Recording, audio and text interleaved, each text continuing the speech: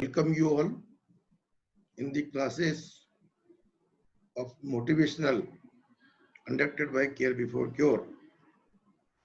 देखिए आज आपको जो किस तरह से हम काम की प्रेरणा लें, किस तरह से हम काम करें, कैसे हमें काम मिले, इस पर आपको बताया जाएगा। देखिए प्रकृति में जिस प्रकार से सभी जीव उत्पन्न होते हैं, ऐसे ही मनुष्य भी एक जीव है। प्रकृति के अन्य जीव, उनका जीवन यापन बिना किसी सहारे के संभव हो जाता है, लेकिन जो मनुष्य जीवन है उसमें हमें एक दूसरे पर निर्भर रहना पड़ता है। इसीलिए जब मनुष्य का जीवन शुरू होता है तो उस समय मनुष्य को हम जो बच्चे होते हैं उन्हें हम भाषा का ज्ञान कराते हैं। वो भाषा का ज्ञान क्यों कराया जाता है?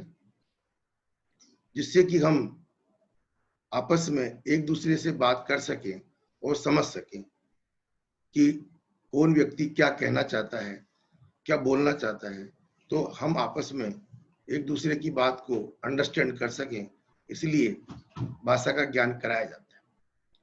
ये जो आज सब्जेक्ट है, इसमें एक्चुअली आपको मैं सारा जो कम्युनिकेशन मीन्स है उसके बारे में थोड़ा सा बताना चाह रहा हूँ, क्योंकि अभी भी जो लोग हैं, ये जो पारंपरिक तरीके थे आय के स्रोत के, सब उसी पे निर्भर है और उससे अलग उनका कोई चिंतन ही नहीं है। जबकि समय बदल रहा है और समय बदलने के अनुसार बहुत सारे बदलाव आ रहे हैं। यूं तो ये बदलाव 1986 में ही शुरू हो गए थे, लेकिन फिर भी धीरे धीरे इनका चल रहा था। लेकिन अभी जब से ये 22 मार्च को लॉकडाउन किया है, तब से बहुत सारे लोग जो अपने जॉब्स खो चुके हैं, जिनके पास कमाने के अवसर नहीं है, इसीलिए ये सब्जेक्ट, ये विषय बहुत महत्वपूर्ण हो गया है। क्योंकि अभी आपने सुना होगा कि ज्यादातर कंपनियां ऑनलाइन अपने काम वर्क टू होम करवा रही है। तो जब ये बात आती है कि वर्क टू होम ऑनलाइन काम करा रहे हैं, ऑनलाइन काम हो रहा है, इसीलिए आज ये विषय बहुत महत्वपूर्ण हो गया है कि हम इसको समझें ये क्या चीज है। देखिए आज से पहले एक मास कम्युनिकेशन के कुछ साधन होते थे, जैसे आपके newspaper, TV and various means of advertising, books वगैरह, और टेलीफोन, टेलीकम्युनिकेशन का साधन हुआ करता था। एक दूसरे से बात करने के लिए हम टेलीकम्युनिकेशन को यूज करते थे और एक से अधिक लोगों को अपनी बात पहुंचाने के लिए हम जो जनसंचार के साधन थे, मीडिया था, उसको यूज करते थे। उसके बाद अब चूंकि जो साधन टेलीकम्युनिकेशन के लिए बना था, धीरे धीरे वो साधन अब जनसंचार का साधन बनता जा रहा है। लेकिन चूंकि हम ये जो क्लास चल रही है, बेसिकली ये सारे जो भी लीगल प्रोफेशनल्स है, तो एडवोकेट कम्युनिटी के लिए इसमें ज्यादा हम बता रहे हैं।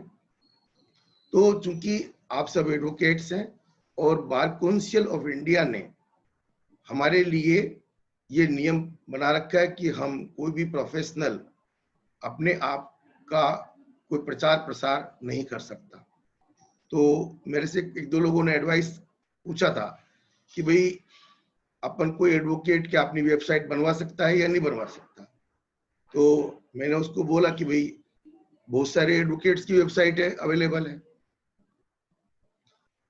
तो एक्चुअली क्या है कि अभी तक ये जो सोशल मीडिया है, ये जो आपकी वेबसाइट्स है, ये एक नया तरीका आया है, इसको अपन टेलीकम्युनिकेशन का साधन भी कह सकते हैं और इसका अपन प्रयोग कभी-कभी एक से अधिक लोगों तक बात पहुंचाने के लिए भी करते हैं।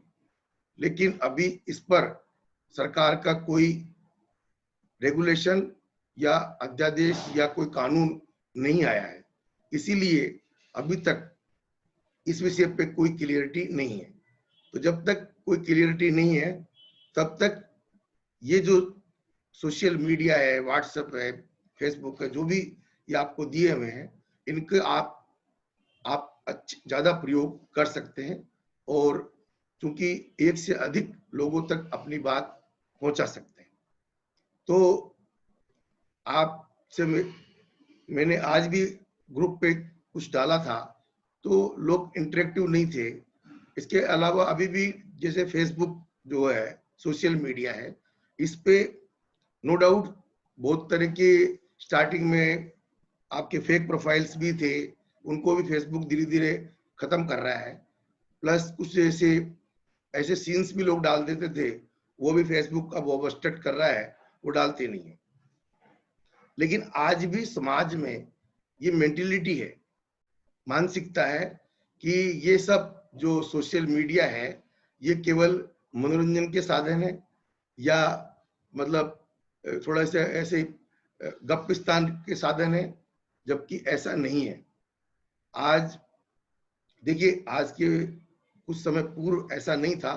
आज सारे गवर्नमेंट डिपार्टमेंट्स के फेसबुक पेज बने हुए हैं, सारी पॉलिटिकल पार्टीज फेसबुक और ट्विटर इन सबको यूज कर रहे हैं। तो अब चूंकि अभी भी जो ये एडवोकेट प्रोफेशनल्स हैं वो इस चीजों से बहुत दूर है, तो अब आपका जो अपना ये जो प्रोफेशन है एडवोकेसी का, ये प्रोफेशन ऐसा प्रोफेशन है जब तक हम उन लोगों तक रीच नहीं करेंगे जो जिनके यहाँ डिस्प्यूट है, जो किसी तरह से प्रताड़ित है, तो आप बताइए हमें क्लाइंट्स कैसे मिलेंगे? क्लाइंट नहीं मिल सकते।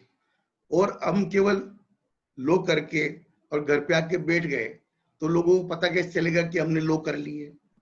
तो इसीलिए हमको सोशल मीडिया और ये जो चीजें हैं इन पे एक्टिव रहना पड़ेगा। ऐसा नहीं है कि बहुत सारे एडवोकेट्स अब धीरे धीरे इन चीजों को प्रयोग कर रहे हैं, लेकिन अभी भी 1% लोग ही इनको प्रयोग कर रहे हैं, यानी 99% लोग अभी तक भी, खासकर लीगल प्रोफेशनल्स, इन चीजों से बहुत दूर है। और यही कारण है कि उनको अपने क्लाइंट सर्चिंग के लिए भी सिर्फ कोर्टों में ही अपना वो तलाश करना पड़ता है, जबकि आप कोर्ट में आप इस तरह के क्लाइंट सर्च नहीं कर सकते। तो आपको सोशल मीडिया नेटवर्क को यूज करना पड़ेगा। ये कोई ऐसी चीज नहीं है एक्चुअली, जो पूर्व समय में हमारी जो सामाजिक गतिविधियां होती थी, जिनसे हम मिलते थे, किसी सोशल प्रोग्राम में मिलते थे, कहीं कोई और जैसे किसी का जन्म है, मरण है, परण है, ऐसे कई सारे प्रोग्राम्स होते थे, उनमें अधिकांश लोग प्रेजेंट होते थे। दूसरी चीज, पहले काम के दायरे लिमिटेड थे, जैसे एक गांव में है तो गांव के स्तर पे ही पूरा काम पूरा हो गया, बात खत्म हो गई। लेकिन अब धीरे धीरे ये काम का दायरा भी बढ़ रहा है, तो अब इतना विशाल इतने समाज से हमारा इंटरेक्शन रहना आसान नहीं है। इसीलिए सोशल मीडिया को अपन को अधिक से अधिक प्रयोग करना पड़ेगा। देखिए, इसमें आप अभी नो डाउट अभी ये चीजें रेगुलेट नहीं हुई, लेकिन कभी भी रेगुलेट हो सकती है। तो इसीलिए इसका एक समाधान जो हमने ढूंढा है वो ये है कि अपन ने जो ये संगठन बनाया है केयर बिफोर क्योर, इस संगठन के प्लेटफॉर्म पे ये एक एनजीओ है, कोऑपरेटिव सोसाइटीज एक्ट में रजिस्टर्ड है, और ये पूरा का पूरा इसी उद्देश्य के लिए इसका रजिस्ट्रेशन हुआ है। कानूनी ज्ञान का प्रचार प्रसार, विधिक प्रक्रिया, न्यायिक प्रक्रिया का प्रचार प्रसार, उसी के लिए इसका रजिस्ट्रेशन हुआ है। तो हम सोशल मीडिया पे या किसी भी अन्य साधन से अपने इस एनजीओ को ज्यादा से ज्यादा प्रचारित और प्रसारित कर सकते हैं। अब नो डाउट ये जो एनजीओ है, इसके प्रचार प्रसार से आपका क्या लाभ निहित है। देखिए, एनजीओ जो कोऑपरेटिव सोसाइटी है, इसमें सारे सदस्य, जितने भी लोग इसके सदस्य बन चुके हैं, वो सब सदस्य इस संस्था के मुख्य व्यक्ति होते हैं और संस्था जितनी उन्नति करती है उसमें सबका लाभ निहित होता है। और ये जैसे आप सदस्य बन गए तो आप अभी वार्षिक सदस्य बने हैं, आपको नो डाउट हर साल इसको रिन्यू कराना पड़ेगा, लेकिन आपको इस संस्था के विकास का लाभ मिलेगा, क्योंकि ये संस्था जितनी विकसित होगी उतना ही अपन को क्लाइंटेज मिलेगी और उस पर हम काम कर पाएंगे।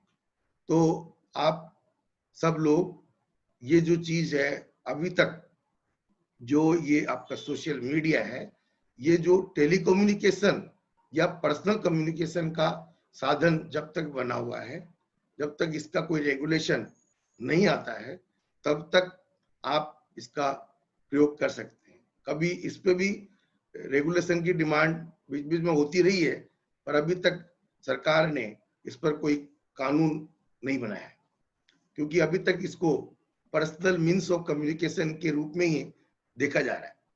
दूसरी चीज, निश्चित रूप से इसका कारण ये भी है कि जो बात इसमें कही जाती है वो केवल आपके फ्रेंड्स, आपके फॉलोअर्स के लिए ही होती है, not for others. General public के लिए इसमें कोई सूचना नहीं होती है। तो जो आपके फ्रेंड्स और फॉलोअर्स जिस चीज को आपके साथ इंटरेक्ट करते हैं वो जनसंचार का माध्यम नहीं कहा जा सकता, क्योंकि जैसे न्यूज़पेपर में आप कोई चीज देते हैं तो उसको वो पब्लिक के लिए एट लार्ज होती है, पब्लिक का कोई भी व्यक्ति उसको पढ़ सकता है। तो वो उस साधन में अभी तक भी हमें किसी भी प्रकार का प्रचार प्रसार करना अलाउ नहीं है। लेकिन आप बताइए, जब तक लोगों को हम अपनी बात नहीं कहेंगे, लोगों को हमारी बारे में नहीं पता चलेगा, तो हमें लोग कैसे मिलेंगे। दूसरी चीज कि हम जो लोग हमारे कोर्ट तक आते हैं, अगर हम उन्हीं पे ही डिपेंड रहेंगे तो निश्चित रूप से हमें इसमें आय बढ़ाने का अवसर नहीं मिल सकता। हमें ऐसे चीजें समाज में ढूंढनी पड़ेगी जहां पे कोई भी इलीगल एक्टिविटीज हो रही है, कुछ गलत हो रहा है, उन चीजों को हमें क्लिक करना पड़ेगा, तब हमारे कुछ नए अवसर प्राप्त हो सकते हैं। देखिए, वो सरकार हर दिन बहुत सारे कानून लेके आती है। अभी राइट टू इंफॉर्मेशन एक्ट आया, उस पर काम करने में आपको सरकार की बहुत सारी चीजें आप बाहर ला सकते हो। अभी एक बेनामी ट्रांजैक्शन एक्ट आया था जो पहले 1988 में बन गया था, लेकिन अभी शायद 2014 में उसको अगेन वो किया है गवर्नमेंट ने। तो ये जो बेनामी ट्रांजैक्शंस एक्ट जो बनाया है, इसमें भी बहुत सारे मामले समाज में व्याप्त हो सकते हैं। लेकिन ऐसे बहुत सारे जो कानून सरकार बनाती है, हमें उन कानूनों पर वाच रखना चाहिए। अभी हो क्या रहा है कि सरकार जो कानून बनाती है वो 5-5 साल 10-10 साल तक न्यायालय की सीढ़ी भी नहीं चढ़ पाते हैं। अभी सरकार ने 2015 में एक वेक्सिशियस लिटिगेशन एक्ट बनाया था। अगर कोई व्यक्ति किसी को तंग करने वाली मुकदमेबाजी करता है तो उसको हाईकोर्ट उन सारे मुकदमों पे स्टे दे सकता है। ऐसा एक्ट 2015 में राजस्थान सरकार ने बनाया है। इससे पूर्व भी महाराष्ट्र सरकार पूर्व में भी ये बना चुकी है और अभी रिसेंटली गवर्नमेंट ऑफ इंडिया भी वो एक्ट बना चुकी है, वेक्सिशियस लिटिगेशन एक्ट 2000, शायद उसका 18 आई थिंक नाम है। तो वो एक्ट बन चुका है। अब इसमें क्या है कि जो ये जो अनावश्यक मुकदमेबाजियां दो पक्षों के बीच सेवरल केसेस हो जाते हैं, उन पे हाई कोर्ट रोक लगा सकता है। तो ये एक्ट बनने के 2-3 साल तक आज भी शायद हाई कोर्ट में कोई 2-4 एप्लीकेशन ही पेंडिंग है, बाकी कोई एप्लीकेशन नहीं। आप सोचो कि जब गवर्नमेंट ने कोई कानून बनाया है तो इसका मतलब इस तरह के बहुत सारे इश्यूज उनकी नोटिस में आए होंगे, तभी असेंबली में आर्ग्यूमेंट होके कानून बना है। उसके बावजूद भी हाई कोर्ट तक सिर्फ 2-4 केस पहुंच रहे हैं, तो इसका मतलब लोग इसमें अलर्ट नहीं है या एक्टिव नहीं है, या उन कानूनों का लोग सदुपयोग नहीं कर पा रहे हैं, नहीं पढ़ रहे हैं। तो इस तरह के जो बहुत सारे कानून जो समय समय पे बनते रहते हैं, अभी एंटी करप्शन के भी कानून बनते रहते हैं, इसके भी कानून, तो इन सबको देखिए, हम बीइंग एडवोकेट हमें 2 आदत तो डालनी पड़ेगी, एक पढ़ना और एक लिखना। हमारा ये प्रोफेशन का मेन वो है पढ़ना और लिखना, उसके बिना हमारा जीवन नहीं चल सकता। तो अभी मुझे लगता है कि लोग पढ़ने लिखने में कम विश्वास कर रहे हैं। तो जो भी कानून आए, कुछ भी आए, तो आप उसको थोड़ा बहुत देखें, उसी में ही हमारे लिए अवसर प्राप्त होते हैं उन कानूनों में। अब सरकार ने कानून बनाया है तो उसमें अवसर तो आपको मिलेंगे ही, क्योंकि कहीं न कहीं कुछ हो रहा होगा तभी कानून बना है, नहीं तो ऐसे कानून थोड़ी बनते हैं कि बिना कुछ हुए। अब देखिए, बॉम्बे में लिव इन रिलेशनशिप का कानून आया, तो डेफिनेटली बहुत सारे लोगों की डिमांड होगी, तभी वहां पे ऐसा कानून आया। अभी रेस्ट कंट्री में ऐसी कोई डिमांड नहीं हो रही है, तो कानून नहीं बन पा रहा है।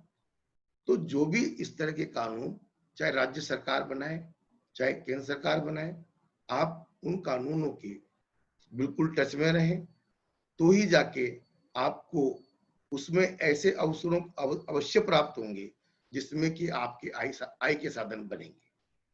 अब कोई व्यक्ति आके आपको बोले तो कि भाई मेरे साथ ये प्रॉब्लम है, तो अगर हमें उस कानून का ज्ञान होगा तो निश्चित रूप से उसको हम कोई न कोई रास्ता सुझा सकते हैं। जब तक हमें ज्ञान ही नहीं होगा तो हम कैसे सुझाएंगे? तो कुल मिला के जो मैं आपको बताना ये चाह रहा था कि ये तो सब्जेक्ट्स के अटके थोड़ी बात हो गई। अभी आप बेसिकली ये जो मीडिया है, सोशल मीडिया, इसका अधिक से अधिक प्रयोग करें, अधिक से अधिक इंटरेक्ट करें। इसका मतलब ये नहीं है कि आपके पास कोई काम है जो करना है, आपको पढ़ना है, आपको किसी क्लाइंट को डिस्कस करना है, आपको केस बनाना है, उन सबको डिस्टर्ब करे बिना अगर आपके पास टाइम बचता है तो आप इस सोशल मीडिया को अधिक से अधिक प्रयोग करें, और इस जिसके थ्रू आप निश्चित रूप से, अब एक दूसरी चीज देखिए, क्या होता है कि कोर्ट में बहुत सारे ऐसे मुद्दे न्यायालयों में चल रहे होते हैं जहां हम कानूनी बात कर रहे हैं, लेकिन फिर भी हमारी बात सुनी नहीं जाती। जैसे आज ही एक ने पोस्ट डाली कि क्या होता है कि जैसे कोर्ट में, थाने में आप कोई आपके प्रकरण दर्ज हो गया, थाने वाले ने रिपोर्ट दर्ज कर दी, थाने वाले ने 173(2) में रिपोर्ट पेश कर दी, और मजिस्ट्रेट उसमें बिना किसी को सुने प्रसंज्ञान ले लेता है और मामला चार्ज बेस पे लग जाता है। ये 90% केसेस का न्यायालय में एक तरीका फिक्स है कि पुलिस की जैसी रिपोर्ट आएगी और वो उसको प्रसंज्ञान लेके और सीधा चार्ज बेस पे लगा देंगे। तो किसी ने आज कहा कि साहब, ये तो मैंने आज एक पोस्ट डाली थी कि भाई एफआईआर दर्ज करना थाना अधिकारी का विवेकाधिकार है। कभी आप एफआईआर पढ़ना, उस एफआईआर में लिखा रहता है, लास्ट में थानेदार लिखता है कि इस अपराध का कारित होना पाया गया प्रथम दृष्टया। ये थाने अधिकारी लिखता है खुद, तब वो प्रकरण दर्ज करता है। और जब प्रसंज्ञान लेता है मजिस्ट्रेट, तो वो भी लिखता है कि सबूत और इसके प्राइम फेसिया देखने से प्रथम दृष्टया देखने से ये ज्ञात होता है कि वही अपराध कारित हुआ है, इसलिए मैं प्रसंज्ञान ले रहा हूं। तो इसका मतलब ये जो लिखने का उद्देश्य क्या है, ये क्यों लिखवाया जाता है? क्योंकि उसने अपने विवेक का प्रयोग करके ये तय किया है। मतलब अब उसने विवेक का प्रयोग किया या नहीं किया, ये सवाल है कि उसने विवेक का प्रयोग किया या नहीं किया। तो जब इस तरह के मामले, जब जिसमें कि कोई भी न्यायिक अधिकारी या मजिस्ट्रेट या जज या पुलिस कानून के बियॉन्ड जाके, कानून के विरुद्ध जाके कोई भी कार्य कर रहा है, तो कोई भी एडवोकेट उसको रोक नहीं सकता, चाहे वो कितना भी कानून की बात करे। कई बार सिस्टम से अकेले के लड़ना बहुत मुश्किल होता है। इसीलिए आज आपको ये समझना चाहिए या इसकी जरूरत है कि संगठन क्या चीज है। देखिए, हम सब लो करने के बाद सबसे पहले हम बीसीआई की मेंबरशिप लेते हैं, बार काउंसिल ऑफ इंडिया, जो स्टेट बार है, हर स्टेट में एक बार बना रखी है, उसका सबको मेंबर बनना पड़ता है। तो ये भी एक एडवोकेट्स का संगठन है, bar council of India, state bars. लेकिन दिक्कत क्या है कि सारे देश के जितने भी एडवोकेट हैं वो सब बार काउंसिल ऑफ इंडिया के मेंबर हैं। और जब भी कोई प्रकरण न्यायालय में आता है तो उस प्रकरण में उन वकीलों में से एक वकील पक्ष का होता है, एक विपक्ष का होता है। ऐसी स्थिति में बार काउंसिल दोनों ही मामलों में कोई हस्तक्षेप नहीं कर सकती, इंटरफेयर नहीं कर सकती, क्योंकि उसके दोनों ही वकील मेंबर है। अब हमारे सामने इश्यू ये है कि हमारे हितों को प्रोटेक्ट कौन करे। इसीलिए हमारे हितों को, हमें काम में मदद कौन करे। तो भैया उन्होंने तो रजिस्ट्रेशन करके आपको एडवोकेसी का लाइसेंस दे दिया, अब काम आपको देखना है। तो इसीलिए हमने ये संगठन बनाया है, और संगठन की शक्ति आपको इस तरह के जो विधि विरुद्ध तरीके से काम होते हैं कोर्ट में या पुलिस में, उनको रोकने में आप संगठन की शक्ति को काम में ले सकते हैं। देखिए, बहुत सारे लोग जब अपन जॉब की बात करते हैं, जब हम आय कमाने की बात करते हैं, आय के अवसरों की बात करते हैं, तो ज्यादातर लोग नौकरियों के लिए किसी न किसी संगठन का हिस्सा बनना चाहते हैं, और चाहे सरकारी संगठन हो चाहे प्राइवेट संगठन, वो होते संगठन ही है। जैसे जलदाय विभाग में 5000 लोग नौकरी करते हैं, काम करते हैं। वो क्या है, एक संगठन है जो कि लोगों को जल सेवाएं उपलब्ध कराते हैं, और उस काम को करने के लिए उसमें कर्मचारी होते हैं। और जलदाय विभाग जनता को जल सेवा देके पैसे लेता है, उस पैसे से वो अपने कर्मचारियों का वेतन भुगतान और अन्य खर्चे उठाता है। ऐसे ही जितने भी बैंक बने हुए हैं उनका भी यही काम है। इसी तरह से रेलवेज है, पोस्ट ऑफिस है, टेलीकम्युनिकेशन डिपार्टमेंट है या कंपनीज है, ये सारे क्या है, संगठन। और हम लोग जिनको भी जॉब चाहिए वो उच्च संगठन का हिस्सा बनना चाहते हैं। अगर उस संगठन का आप हिस्सा बन गए, इसका मतलब आपको जॉब मिल गया, और संगठन के नियमानुसार आपको वेतन और आय के अवसर प्राप्त होंगे। अब देखिए, वो संगठन सरकार ने बनाए या किसी प्राइवेट संस्था ने, उन संगठनों में हम सब लोग जॉब की ट्राई करते हैं, लेकिन सबको वहां अवसर जॉब के नहीं प्राप्त होते। और तो जरूरी नहीं है कि बाकी लोग क्या करेंगे, तो फिर जॉब्स होते हैं अनऑर्गेनाइज सेक्टर में, असंगठित क्षेत्र में। जैसे आपकी पूरी दुकानें हैं, शॉप्स है, या कोई भी अन्य जो प्रोफेशन कर रहे हैं, वो अनऑर्गेनाइज तरीके से, असंगठित तरीके से। तो असंगठित रूप से जो काम किए जाते हैं उन कामों में थोड़ा सा बहुत ज्यादा स्ट्रगल आपको करना पड़ता है, बहुत टफ काम होता है।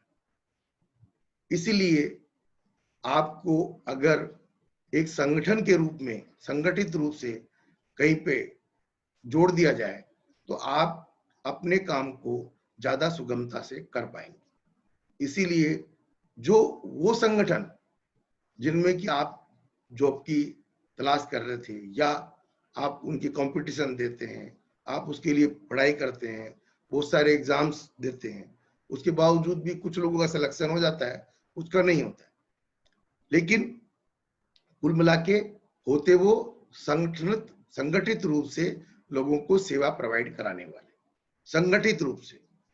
देखिए, ये जो संस्था अपन ने बनाई है ये भी संगठित रूप से लोगों को कानूनी सलाह, उनके जो केसेस में मदद करना और इस सब के का कार्य करेगी।